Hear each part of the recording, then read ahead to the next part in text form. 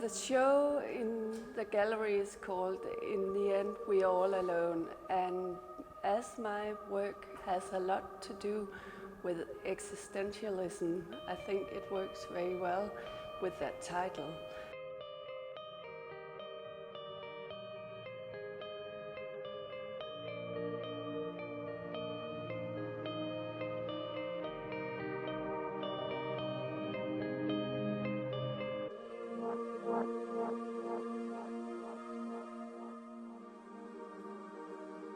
The piece I'm standing in front of here is the 7 Deadly Sins, and there's 3 sets of 7 Deadly Sins here.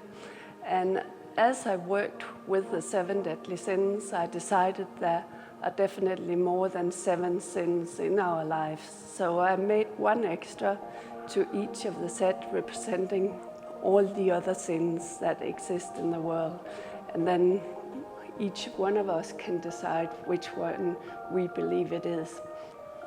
The way I presented the 7 Deadly Sins here is in star constellation, and that's basically my own Sagittarius. And the reason I decided the Sagittarius would work very well as well, that is representative of the star constellation.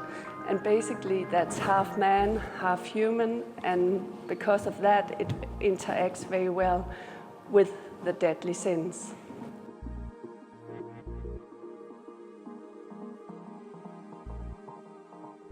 I also got a floor installation of the deadly sins where I've decided to put them on stilts.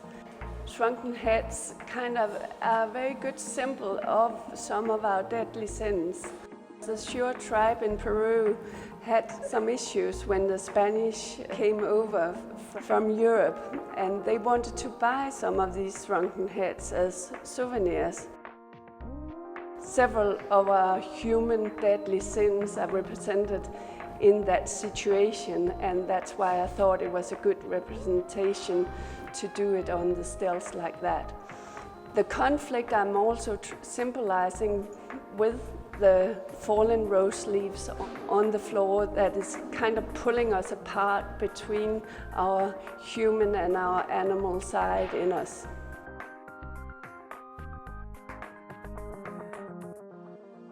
Bronze doesn't fit properly into the trough. It's overflowing, and it is basically a symbol on how things are not fitting into the places they are supposed to.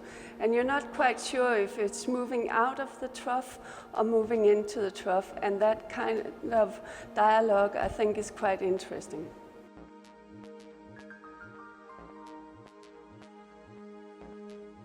I also got another piece that looks a little bit like it's melting out on the floor, and that's my first piece that got the fluidity, and it kind of happened very intuitively, that piece. I made it in clay, and the forms just came by itself, and I started thinking, why do these flow pieces come through the whole time? And then I started linking it up with identity and how things change the whole time.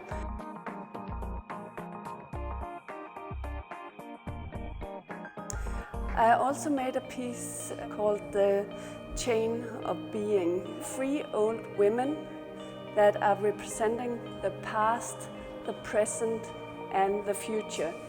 These women are sitting waving a little thread for each person in the world, and this little thread represents one person.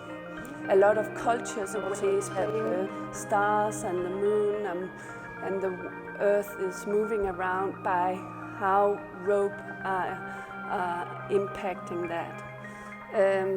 There's also a story in an old Bible story that is called Rahab and the Scarlet Rope, which is a story about a lady that is basically saving her family for being killed by putting scarlet rope in the window as a symbol of not attacking her house and her family.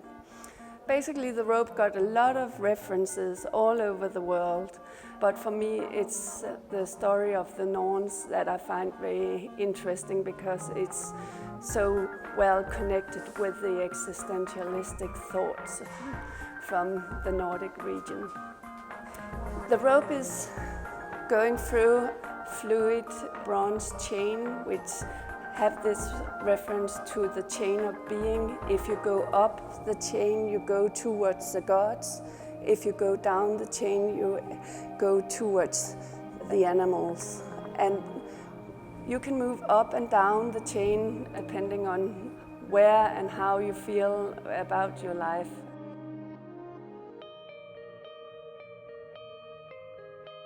Fluid identity is a piece that I made, which is basically made as a traditional bust.